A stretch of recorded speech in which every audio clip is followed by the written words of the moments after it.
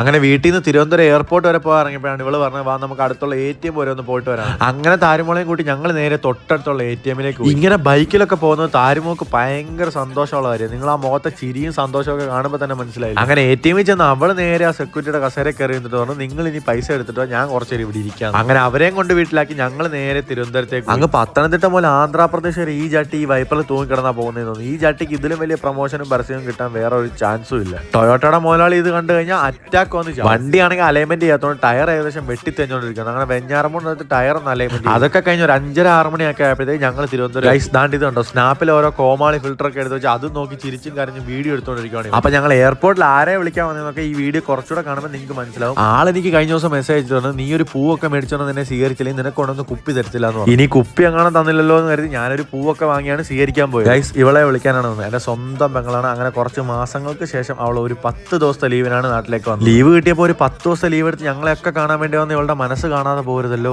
അതുകൊണ്ട് ഞാൻ പൂവൊക്കെ കൊടുത്തങ്ങ് സ്വീകരിച്ചു. അങ്ങനെ ഏകദേശം ഒരു 7:30-7:45 ആയപ്പോഴത്തേക്ക് അവിടെ നിന്ന് ഇറങ്ങി. പോകുന്ന വഴിക്കാണ് ലുലു മാളിൽ എന്തോ വലിയ പ്രോഗ്രാം നടക്കുന്നുണ്ട്. രാത്രി ഒത്തിരി ലേറ്റ് ആവുന്നതിന് പിന്നെ വീട്ടിൽ ചെല്ലുന്നതുകൊണ്ട് ഞങ്ങൾക്ക് അവിടെ ഇറങ്ങാൻ പറ്റില്ല. അങ്ങനെ നേരെ ഒരു ചായയും കുടിച്ച് ഞങ്ങൾ നേരെ വീട്ടിലേക്ക് പോയി. സത്യം പറഞ്ഞ അമ്മായിക്കും ഒത്തായിക്കൊക്കെ സർപ്രൈസ് കൊടുക്കണമെന്ന് പറഞ്ഞാൽ ഇവള് വന്നത്. പക്ഷെ ഞാൻ അവിടെ നിന്ന് എയർപോർട്ടിൽ വന്നപ്പോഴത്തേക്ക് അമ്മായിക്ക് എവിടുന്നോ ഒരു സൂചന കിട്ടി ഇവള് വരുന്നുണ്ട്. അതുകൊണ്ട് തന്നെ അത്രയ്ക്ക് വലിയ സർപ്രൈസ് ഒന്നും കൊടുക്കാൻ പറ്റില്ല. ചെറുതായിട്ടൊന്ന് ചീറ്റി. വന്ന പാടാൻ അവൾ ആദ്യം എടുത്തത് ഈ ഒരു പിസ്താഷ്യൂ കുനാഫ ചോക്ലേറ്റ് ആണ്. ഇതെനിക്ക് ഭയങ്കര ഇഷ്ടമായിരുന്നു. അങ്ങനെ അതും കഴിച്ച് ഞങ്ങൾ എല്ലാവരോടും ഒന്നിച്ച് ചോറും കഴിച്ച് ഞാൻ കയറി കിടന്നു.